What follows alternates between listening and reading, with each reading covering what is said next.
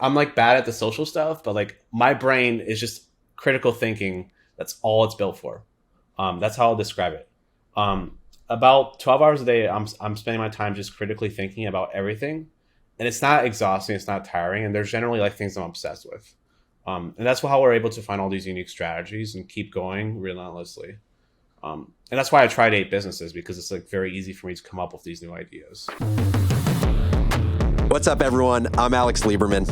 Yo, this is Jesse Pujji. And this is The Crazy Ones.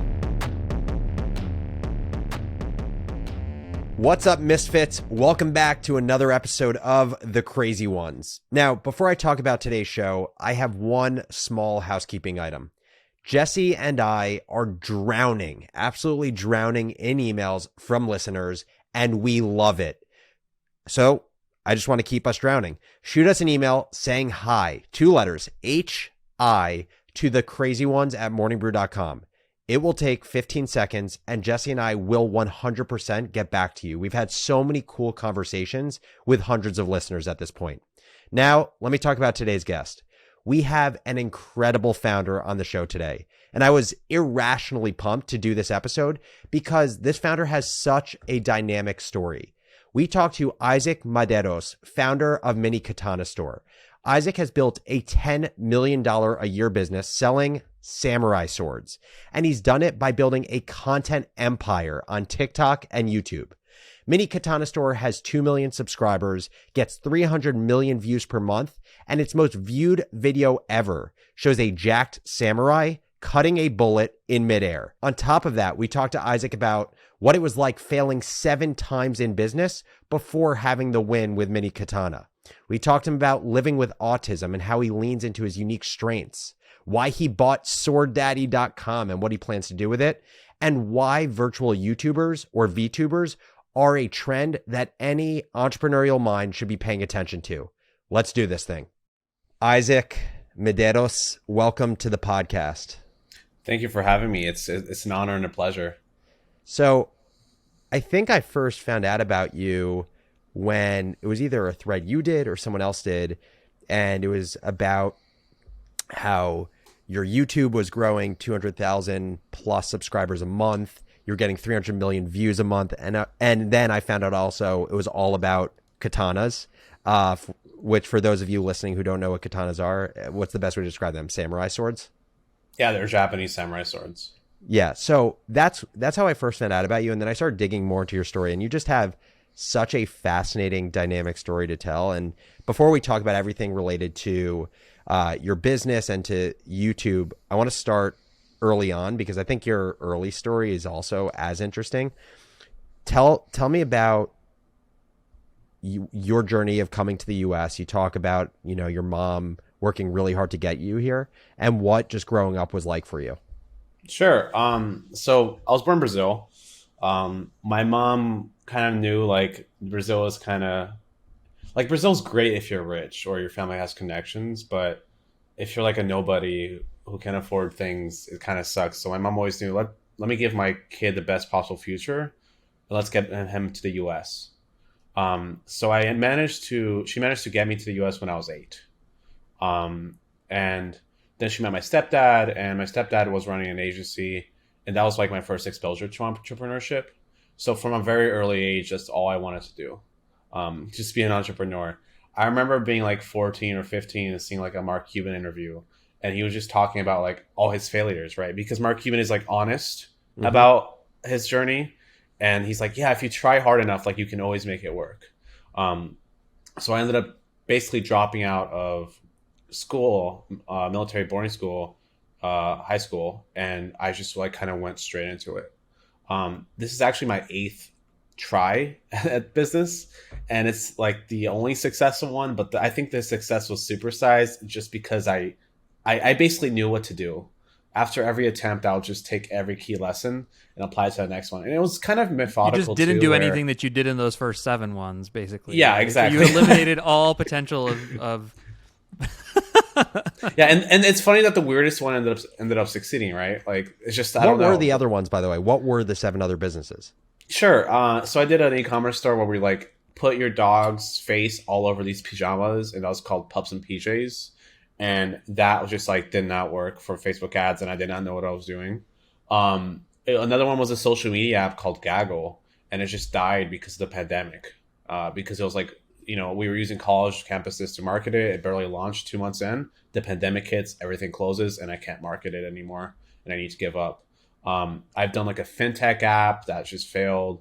I've tried everything I could think of, and it was always like the average lifespan was always 8 months, right? Hmm. So like I'm like, even today in my business, we find these things that are like produce hyper-sized outcomes because we're willing to try everything. And as soon as it feels like this is not going to work or it's too hard, we move on to the next thing.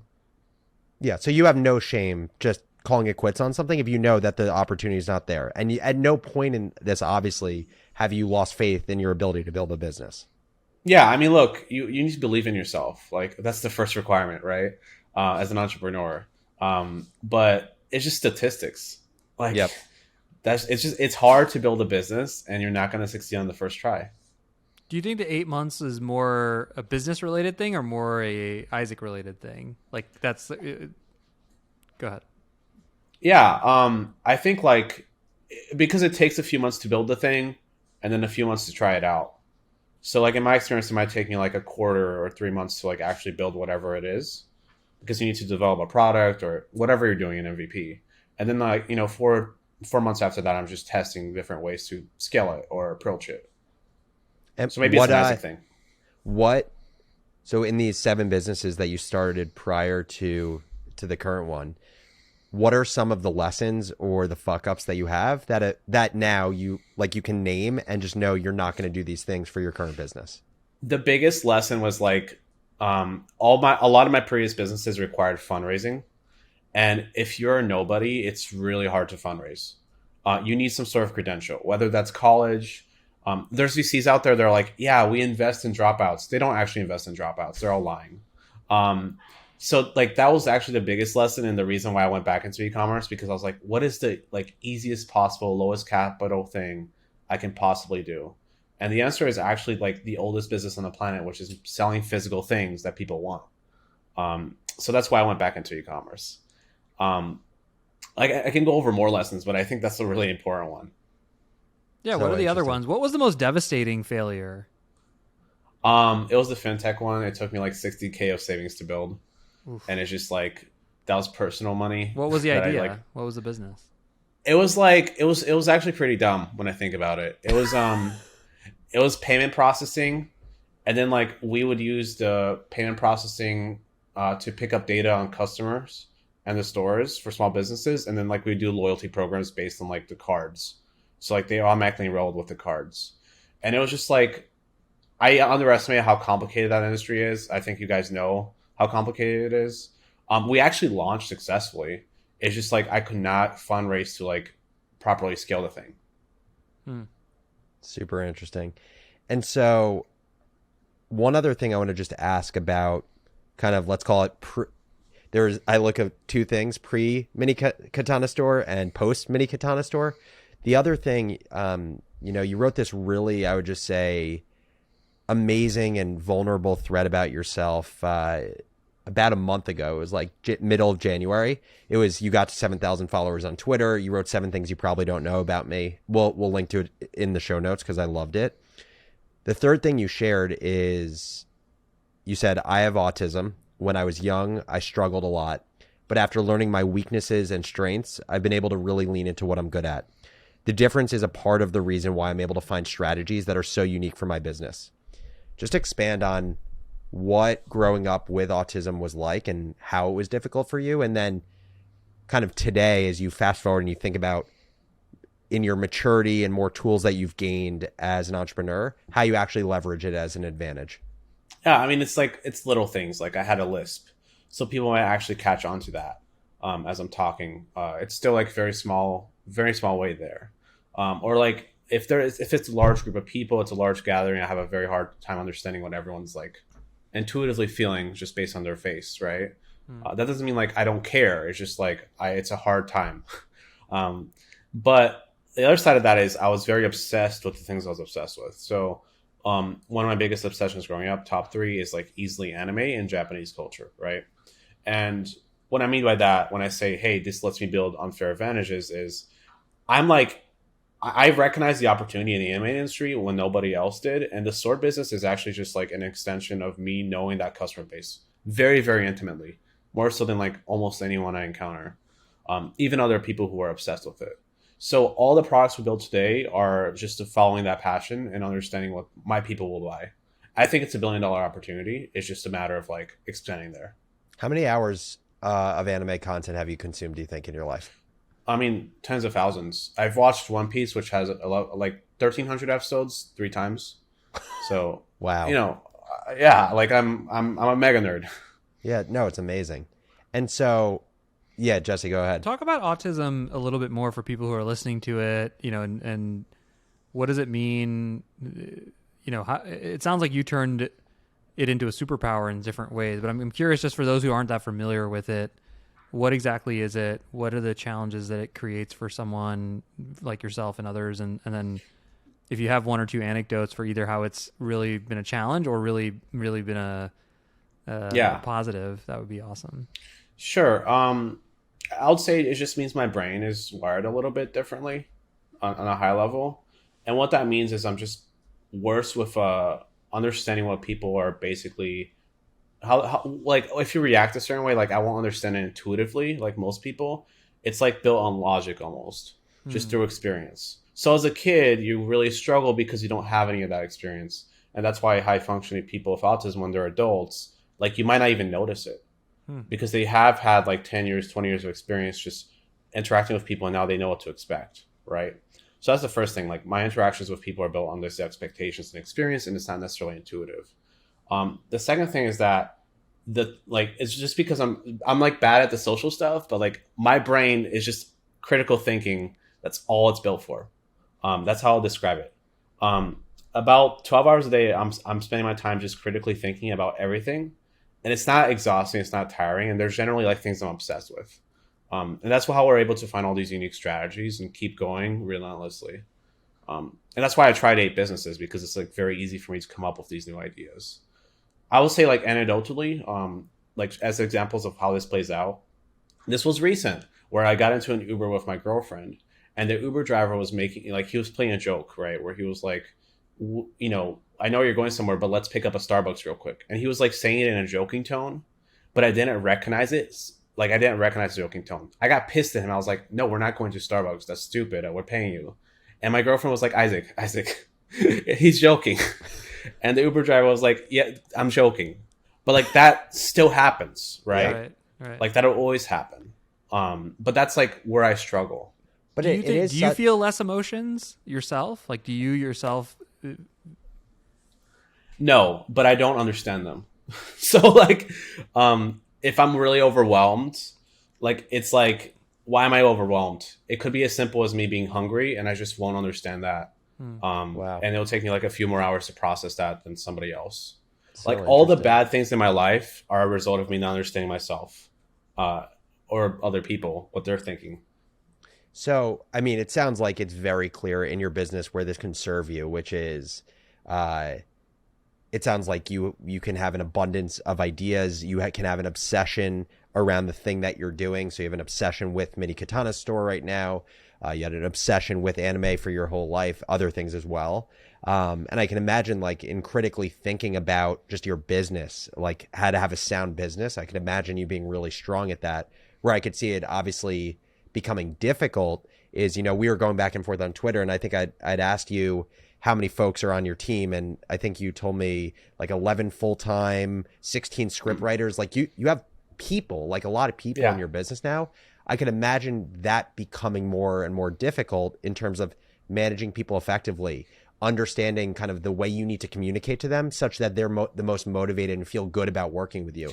How have you tried to, like, what tools have you established to try to at least make that weakness or blind spot for you not weak enough where it can really hinder the business? Sure.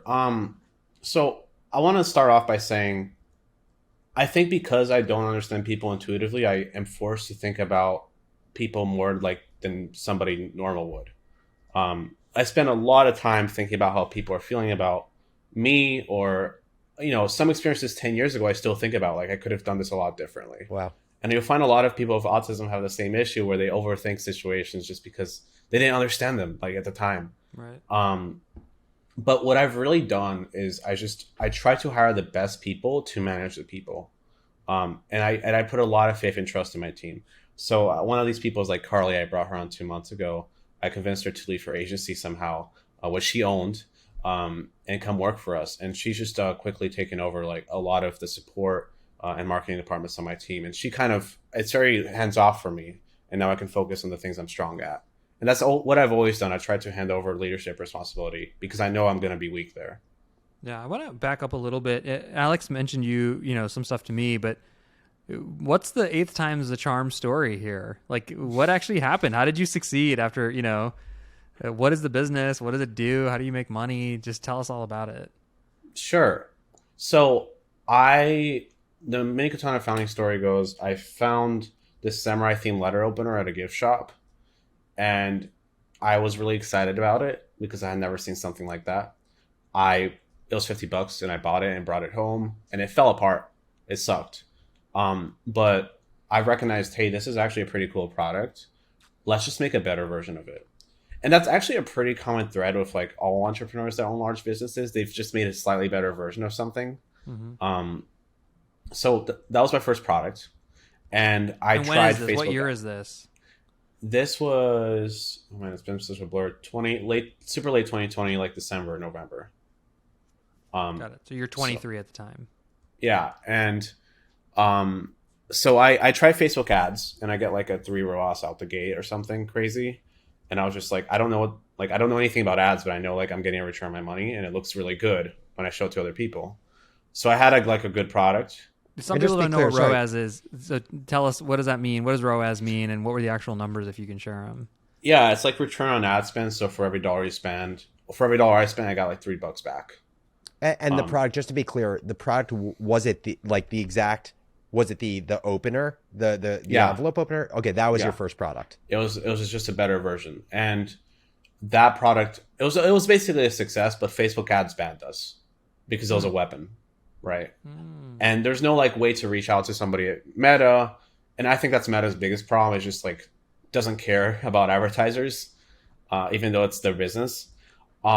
Did you source this? Like, did you sell it? Did you try to sell it before you had the product? Like, tell us the inner, what were the specifics of that story? I mean, when I found the product, I didn't know how to manufacture anything, but I watched some YouTube videos, and I think they were drop shippers. Like, that's what I was watching because that's what you encounter at first. But I went on Alibaba and I just started messaging every manufacturer until one of them was willing to make it, limit like small unit count for like $5,000. And I maxed out my credit card to do that. And I basically remember lying. Like, I was like, yeah, we're really big and we can like get 10,000 units of this. I just need like a few hundred samples to make sure the quality is there. And that's how I managed to get a manufacturer to like do it and take it seriously. Genius. But yeah, I launched with Facebook ads and it like worked, right? So I was like, yes, we have a business, but the ban was devastating. I remember the journal entry about it. I was like, if this doesn't work, I'm going to give up. And I'm going to go get a job.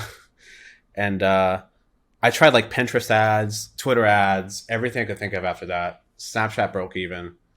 But what ended up working was a TikTok video. And not the first one, it was the second one, and we got 4,000 views and 1 sale. But like, that's all I need. What was the video? It was just like unboxing a big katana with my MiniKatana. That was the concept. It was just like a really good hook. It's an interesting hook. So at this point, by the way, you've gone into other products now, because you just said like MiniKatana and big katana, but okay. Just to clarify, I bought this big katana for the video. Got it. From Amazon or something. Yeah. I may be skipping a few steps here. No, it's all good. But I posted this video, got a sale, and then I posted more videos, and then New Year's I sold out of the letter openers because one of them just blew up, got 100,000 views, and that's the business. Everything we do today is just like a very extreme version of that. And were you banned from every advertising platform or just Facebook? Just Facebook. And to anyone out there, like, Snapchat is desperate for your dollars. They'll be more friendly. Twitter's more desperate for your dollars. They're more friendly. It's just, By the way, it's just Isaac, Facebook is. why didn't you give up? I mean, this was your 8th business. Were you 8 months in around like when the Facebook No, ban this was happened? like 3 months in. Okay, like so 4 you weren't months at your in. 8-month mark yet. Yeah. So you had. But you had- also, like, I maxed out my credit card like for $5,000, and I so had. you're like, I got to products. sell these swords one way or the other. Like, yeah. This is gonna be like Alex in 6 months with the plunge. With my He's plungers, gonna- exactly. No, he's gonna get banned from something. The park's gonna throw him out, and then he's gonna have to run around selling his plunge game. Yeah. I think that plunge is the perfect viral product, and that's going to be your main channel if you can crack it. For That's the record. hope. Yeah. All right, so you see the TikTok gold, then what happens? I run out of stock. The manufacturer is pissed at me because I don't reorder like enough to justify their cost of building it. So I just go on Alibaba and I pivot to keychains because keychains are really cheap to manufacture, and like you can find way more people to make that for you. So we started like the keychain line. I sold that for 3 months until we started introducing the big swords into the picture. But how are you And that selling? changed the These are just business. making TikTok videos, and then that's driving traffic. I would like air freight things into my small apartment, which was turned into a warehouse at that point, make a TikTok, it would sell out. And that was really valuable at first because it provided a feedback loop, which like just perfects your craft, right? Right. Because you see the sales directly from the video. And I got good very quickly at creating perfect hooks, going viral every single time, and selling out every single time. And what does sellout mean? Like what kind of volume of dollars are we talking? Our first month we did like 50K in revenue. But that's top line. huge, isn't it? I mean, that's bigger than anything you'd done up until that Yeah. point. No, I was freaking out though. I didn't think it was real. Like I was like, this is like I encountered a scam. I don't know. I felt guilty. Like, Yeah. Yeah, you got to you found It a feels hack like in the magic. I don't know matrix. if you felt that too, Alex, but the first month we ever made money in business, I thought it was like magic. Like I was like pinching myself, yeah. thinking this can't be real. 100%. yeah, like a dream come true. Like it was amazing. And just okay, so to me, there's like a very big stepwise change in making a physical product when you go from like letter opener and keychain, which you could buy off of Alibaba, and like they have these already existing, to making full fucking swords. What was the process of? Because also I feel like something that you place a ton of emphasis on is quality. I know you've talked about like color of the swords. Like how the hell did you set up the supply chain to make exceptional sharp katanas? Yeah, that was really hard. I started selling my first swords by just sourcing them from a wholesaler, and they weren't quality, honestly.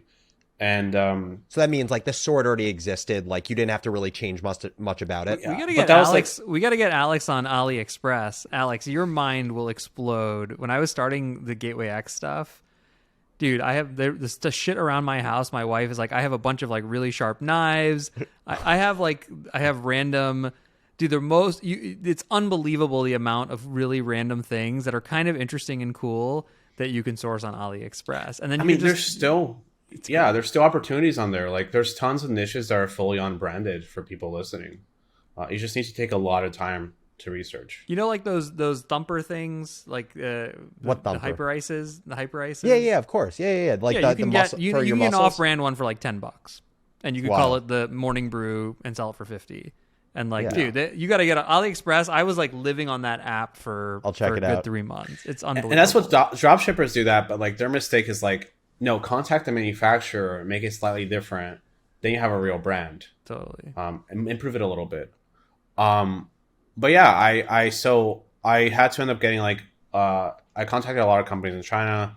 I eventually found an agent who like visited a bunch of factories, and we just sampled relentlessly. I think I went through like 50 to 100 samples. Oh my god. What until, scale like, was I the s- business at this point, though? You must have been big enough. It was like 100 to 200 a month. And what's the so, like, what's the bottom line in that? So you make $100,000. I don't know if you're willing to share that stuff, but like, what are gross margins? What's EBITDA?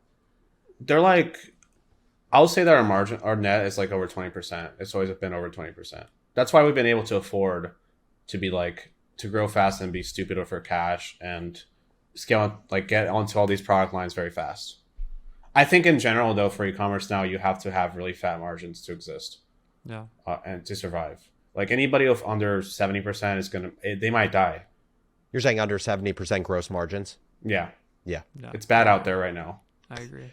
Well, You're- we'll talk about it in a minute because you've said this before, and I don't want to divert from talking about where the business is today. But I just want to remind myself. Let's talk about just like your view on DTC because I know like you have a pretty morbid view on most DTC brands and why it's gonna be very hard for them to survive, especially if they're not creating organic content. So we'll talk about that in a minute.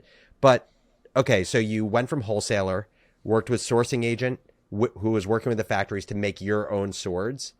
And then when was the massive inflection point in the business? When did that happen? So basically, I did something very sneaky. When you're growing really fast, you don't have cash. And if you're like a nobody like me, nobody's going to give you cash, right? So I had this massive issue where I needed to fund swords, custom swords, which are really expensive to make, without having any product. So what I did is I made a single one after like the happiest sample I got was the one sample I used. And I pre-sold it. I pre-sold 300 units for like $150 or something. And I included like a free item in there just like as a gift for the pre-sale. My customers waited 4 months for me to have a product, but I managed to like fund the entire first purchase order with that. And that's like really what really changed my business. So instead of like borrowing money from, high risk lenders or whoever, like that's what I ended up doing. And were you doing YouTube yet or no? No, YouTube is last year.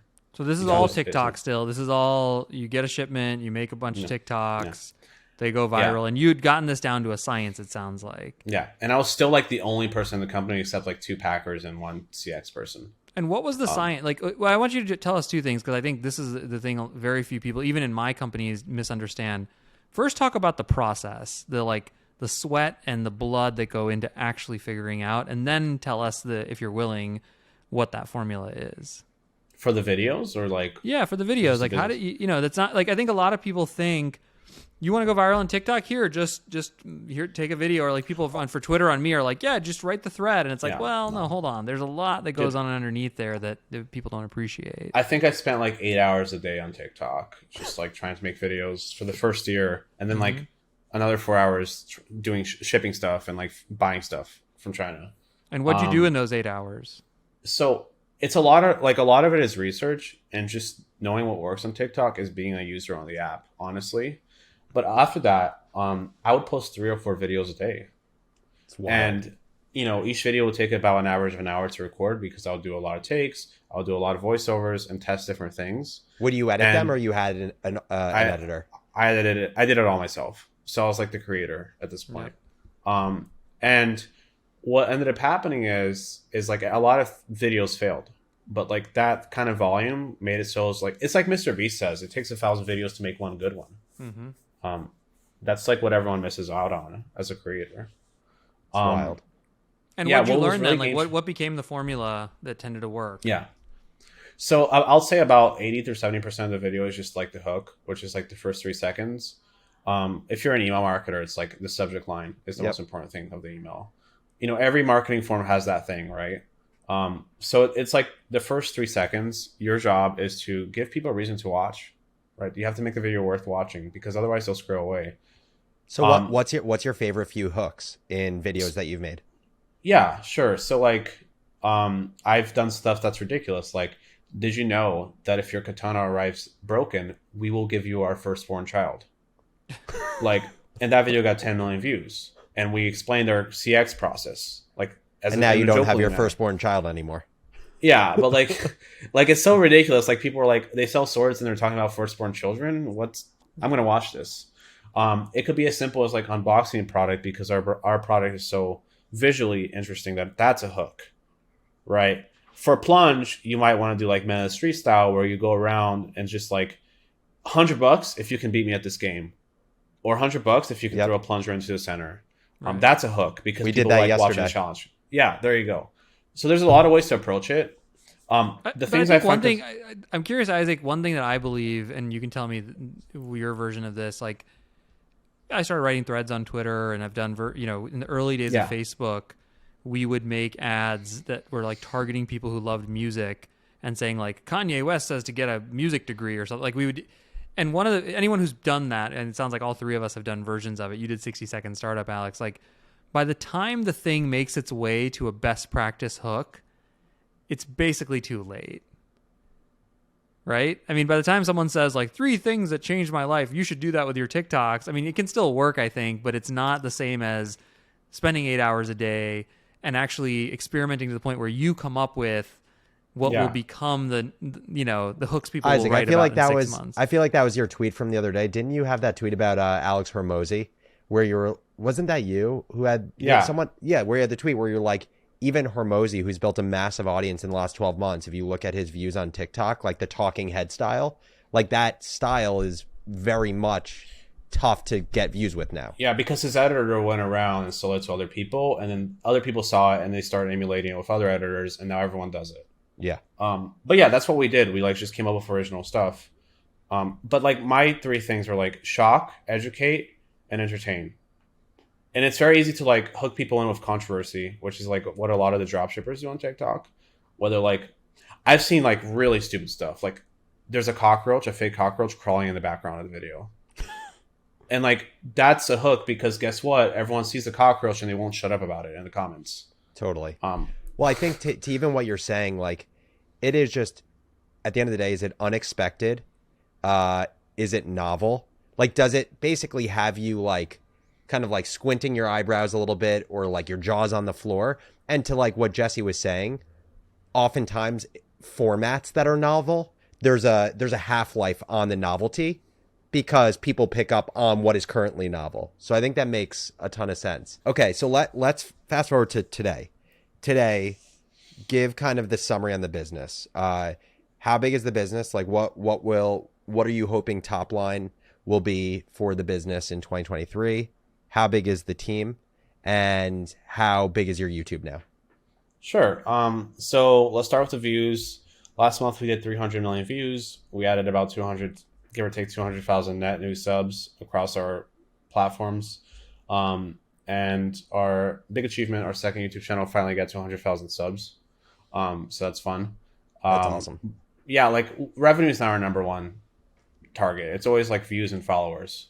And what we really look at is how many followers we're getting for those views, because that means people are really committed to you now as a creator. So like that's starting off there. And then for revenue, our target for this year is 15. Like we're barely above 10, just so everyone out there knows. We're not huge.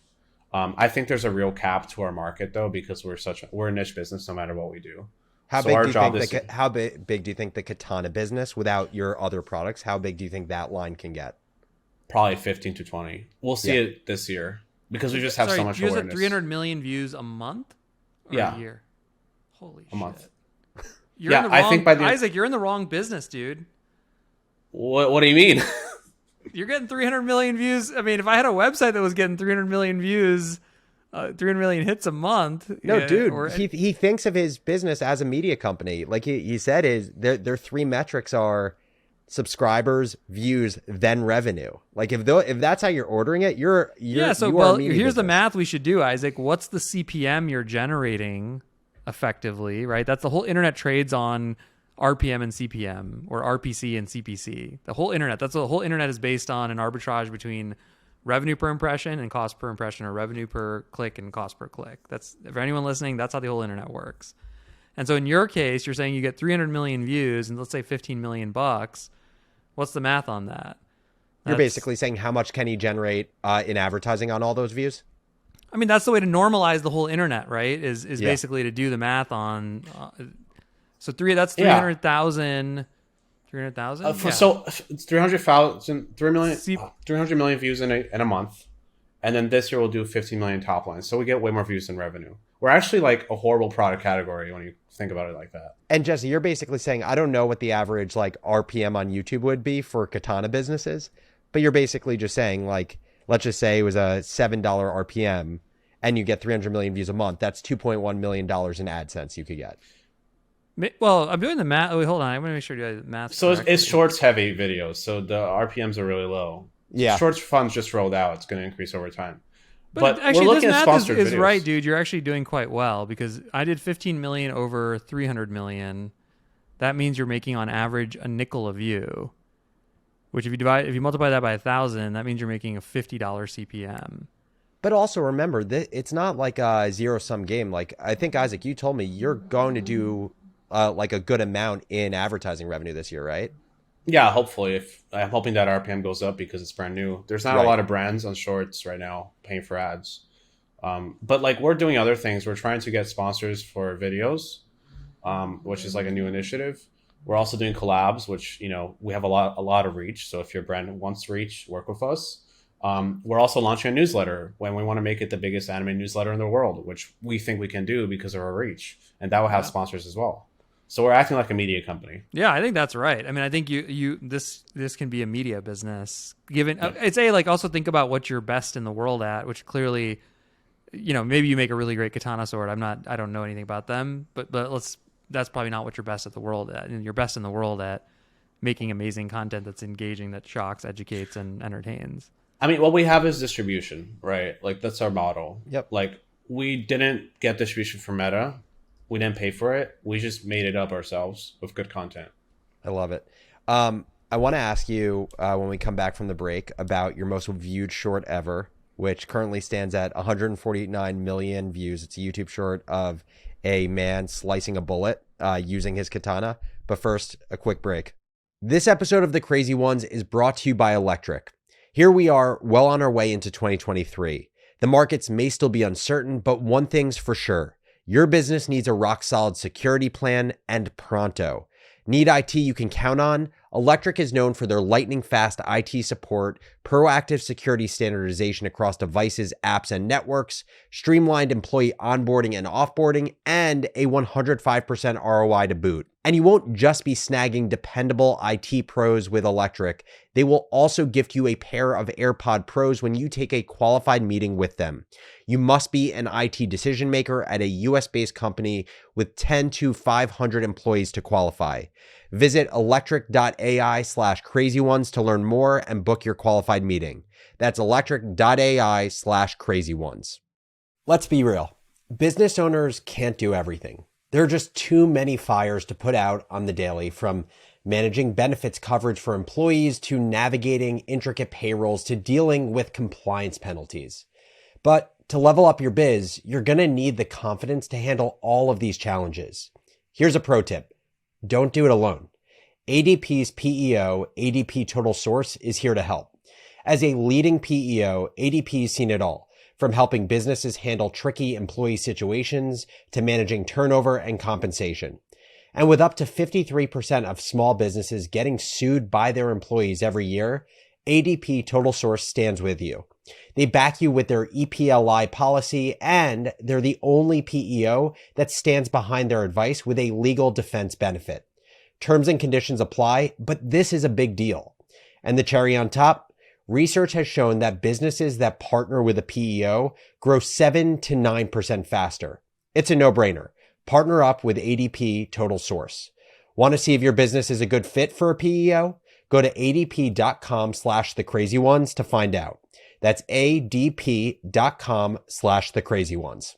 Okay, so I was on your YouTube today, and most popular video is this jacked guy, no shirt on, slicing a bullet in midair with a katana.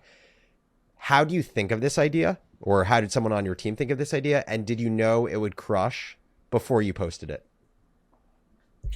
Yeah, so this has been done before. Just for like, there's a guy in Japan that did this, so we're not original here. We just I think filmed it better. But so that video, we knew it would do well. We wouldn't know it would do that well. We never know how well a video is going to do. Like that's kind of hard to figure out. It's all just rolling the dice. But I will say that video was also kind of a negative video, and that always shocks people, because what ended up happening is we got record views that month, sure, for that year, but also we got record low conversions because that video was too low intent. It's like severely low intent, and it crowds out every other video that's high intent. When you say it crowds it out, what does that mean? YouTube starts favoring it so much that it will just push that one instead of anything else. That's interesting. So it's like this very happy medium where like you want your channel to continue to grow, you want to get a ton of views, but you actually don't want to be too viral if it's too low intent of a video that's not educating nearly enough about your product. So what we're doing is we're going to get to 1 billion views a month this year, but we're optimizing that to be converting views. Yep. If we wanted to go really faux aggro with shorts, we could probably do 500 million views next month, but with all ridiculous videos. But like, if that doesn't make me money, then I'm not doing that. Yeah. I mean, it's the same thing in paid media, right? Like you're basically looking at your view to conversion. Like the same thing happens in Facebook ads, by the way. Like if you have an ad that gets a ton of clicks and engagement, it takes up all your budget and it might not be driving the conversions downstream. And so you actually don't want it. You want to get rid of it. It sounds like very similar. Totally. I want to, in the remaining time we have, I want to ask you a few more questions, kind of more related to like business building and how you think about things as a founder. And then actually the last topic I want to talk about is you had done a thread on VTubers, and I want to just get your view on that because I think it's fascinating what's going on. First of all, you're a solo founder, right? Yeah. Are you a solo founder by choice? Like, do you prefer being a solo founder? And what do you view as the pros and cons of doing this whole journey by yourself on your own? I think the biggest con is like sometimes you feel like you're insane because like nobody's going to get you, right? It's a lot easier to be a co-founder. That's a very like point blank accurate statement, I think, for everyone that's done this solo that we'll agree with. I think the biggest benefit is I get to do whatever I want, right? And I don't have to argue with somebody about it. But it was also like twice as hard. And I mean, I remember like end of last year, like I almost like broke down. I was packing stuff at the warehouse because we did like too many sales. We were sold out for 2 months. This year we've actually been sold out until like today. We did a restock today. Wow. And I just remember being like, this is too much. Like, I wish I had help. Like, maybe I should like get help. Can I like, and that's when I started looking for like heavy hitter hires. Basically, that's what triggered it. And I think like at first it's really hard, but as soon as you get to a bigger size where you can afford the 6-figure hires, it becomes a lot easier. And so would you recommend others to be a solo founder? I don't think I can like say one way or the other. I think entrepreneurship is not like, there's no one path, right? Everyone's like, I'm selling swords. Like, who thought a sword business would get this big? Just do whatever works. Yeah. Yeah. Have you taken any money out of the business, Isaac? Like, have you been able to enjoy it at all? Yeah. I mean, Good. I'm like doing okay. But it's mostly reinvested back in. Yeah, We're still I do bootstrapped. think finding that balance is important. I meet some founders who pay themselves $40,000 a year and they grind through it, keep putting all the money back in the business versus you gotta enjoy the fruits a little bit as you go. I had like a thing last year where I was like, if this business gets to like over 2 million, I'll grow a Jufro. And I remember I had to do it. I had a big like Jufro for most of the year. I love that. Damn, but I'm pissed that you cut it. I would have loved to see that. My mom was like, this is enough. Like, please. Wait, station intervention. So recently you guys introduced a second category of product, right? Like you've gone into pens. Talk about the decision of when to introduce kind of a second product category. So like, how did you know it was the right time without losing focus or diluting your business? And why did you choose pens? So I think it's the right time when you feel like you've reached a cap for your acquisition channel for your current category. And you should start anticipating that. I was talking earlier in the podcast that we're probably going to hit our cap sometime this year, right? Or early next year. And I'm anticipating that. So that's why we're rolling out new product categories. We're doing pens, we're doing apparel soon. And we're also going to try like other experiments, like limited drops in other categories just for fun. But if they work really well, we might do it as a real category. I also think like we're at the size where it can't dilute our business because we have like people in the right places handling all the right priorities, right? I went into pens because pens are potentially a 9-figure category. And that fixes like the small market size of the sword problem. The real play with the pens is they're actually an ad spend product. So I'm trying to like acquire a new acquisition channel for my customers, if that makes sense. So you're basically trying to get people that aren't finding your swords via, say, YouTube, but are potentially interested in katanas, but you haven't been able to advertise them because you've been banned from Facebook advertising. Yeah, and we're doing it successfully. We launched the pens last month, and we've been running ads. And I think it's going to be a low 7-figure category this year for us. 2 more questions for you, and then let's talk about VTubers. The first is you bought SwordDaddy.com. Why did you make this decision? It's funny. Have you decided what you're going to do with it yet? Probably personal brand, but I mean, half the reason why I do things is because it's funny. Yeah. Like, It's a I mean, that's generally what good rule of thumb. yeah, like that's how I've grown on Twitter, is just be a little funny. Be yourself. You'll have a lot more friends in life, and you'll enjoy it a lot more if you are yourself. I love it. And then the last question for you around the business is one thing that you alluded to it earlier, like you're investing more heavily in email because you really think you can build like the go-to email for anime, which I think is like, as an email geek, I think it's such an exciting place to create content. The other place you're investing a lot is Discord. Talk about why and how you're leveraging Discord as a powerful channel for the business. So I've seen other brands try to use Discord, and they're not. There's no brands really using Discord. I'm not convinced of that, which makes it a very attractive channel for me, because when I started on TikTok, there were almost no brands on TikTok. I think if your audience aligns with it, I think like a lot of people are going to figure out that Discord is a seriously powerful channel because it's community, and community is a moat, and it insulates you from everything else. I think this year our Discord is going to be at 250,000 members. That's the goal. That's wild. Wait, what is that right now? It's at 30,000, and we launched it back in like early November or October. And you're just getting like, people from like a button on your website and in your email? Yeah, like it was very casual, and we ran like one giveaway. One giveaway that was very mediocre drove like 15,000 new people. So the 250,000 about number. Swords? Like, what's the conversations about? It's like swords, anime. I mean, they all have the sword thing in common, so they have a lifestyle in common. So interesting. And do you think ultimately, do you view Discord as a marketing and monetization tool, or primarily as just a community tool that if you have people in this conversation around this type of content, they will be more likely to purchase goods from you?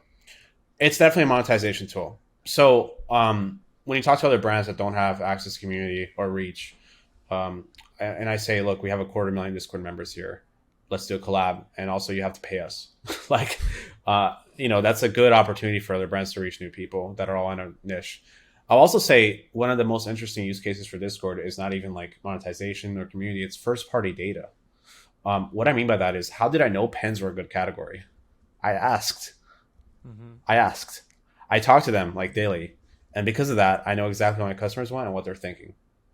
So interesting. And just the last point on that, do you have like a full-time community manager? Like, how are you keeping it somewhat organized and not turning it into like full anarchy? Well, if you try to get to 250,000 members, like there's a shit ton of organization that has to happen there. We have a mix of like, we have moderators that are mostly like super fans of the brand.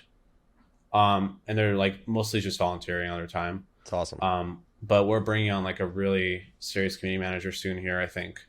And like that's going to be a key part of our marketing mix. Love it. Last question for you, and then we're going to do a startup AMA at the end. It's where we take one of our listeners' questions and we can all kind of just go around the horn. Is you wrote a thread about Vtubing. Explain what Vtubing is and why you think it is something that people should pay attention to. Sure. So I discovered Vtubing ages ago. I just want to tell this story, if that's okay. It's just wild. Yeah. And then I go to Anime Expo. I think this was 2 years ago, or I don't know when it was, but I went there and there was a line of 200 people for an iPad. And I'm like, what's going on here? And it turns out there was a VTuber on that iPad, and it was a meet and greet, and they all paid like $30 for it. Oh, like the actual like virtual, like the avatar was on the iPad? Yeah, like it was live streaming on the iPad, and people were lined up to meet her. And it like, actually I saw it taken to the next level in the next event where they hooked her up to like a virtual signature machine that copied her hand movements, and she was doing signatures while live streaming from the iPad. And I was just like I don't know whether this is dystopian or like I don't know what to think right now, but it's really interesting. So VTubing is when you take a cartoon character, or not a cartoon character, you take an avatar, whether that's an anime avatar or whatever theme, and you hook it up to your face tracking, and you live stream with that avatar on a platform like YouTube or Twitter, TikTok, or whatever, not just live streaming video, and you create like an online persona without using your actual likeness. So like think of it like anime, but like live streaming. Mm-hmm. So you can watch your favorite anime girl on live stream. And it's interesting because it gives companies the opportunity to build like IP that they own. That's basically a person that can build a parasocial relationship with millions of people. So like, it hasn't happened yet, but I'm willing to bet that somebody will get to like 10% of Mr. Beast level as a virtual character, and that a company owns. which is insane. Well, I mean, it's no different than Disney just built on the Yeah. rails of the internet. Yeah. Actually, that's even smarter than what I said. Take that. Well, and I mean, also just to give some perspective here, because like this is very much early days and it's on the upswing, but in your thread, you called out a few of these VTubers, and like they have like very significant scale. It's like there's one that has Gargura, which is 4.28 million subscribers. Another one has 2.19 million subscribers. And to your point, it's like when a virtual avatar is the personality, all of a sudden you've taken out personality risk. The old adage about Disney is like Mickey Mouse isn't going to do contract negotiations with you. Yeah. You did an episode about Mr. Beast, and you guys talked about how he has key man risk. That was a big point of the episode. Yeah, this removes that. So interesting. Amazing.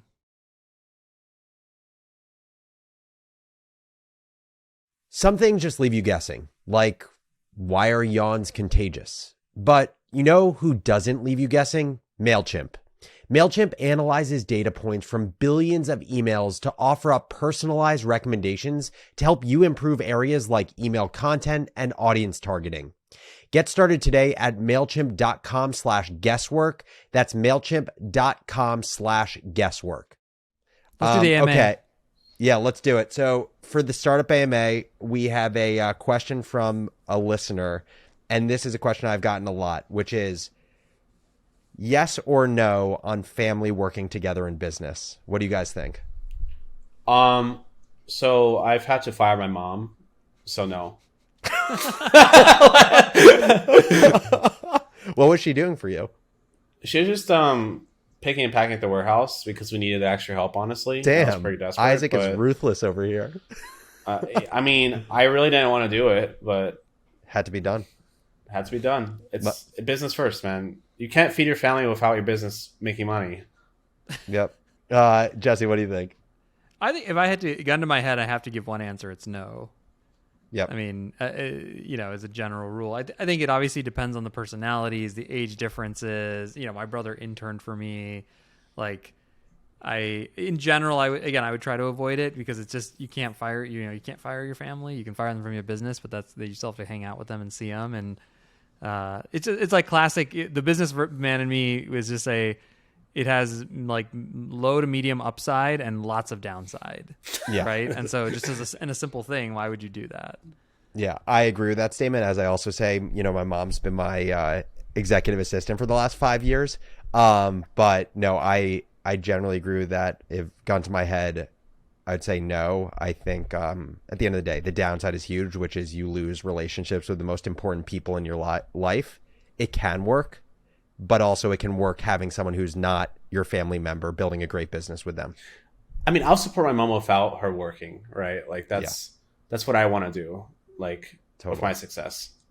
100%. Well, this was awesome. Isaac from MiniKatana Store, thank you so much for joining the Crazy Ones. Thank you for having me. Incredible story. Thank you guys so much for watching this episode of The Crazy Ones. If you're an entrepreneur or a builder and want more great startup content, make sure to subscribe on our YouTube channel or wherever you get your podcasts.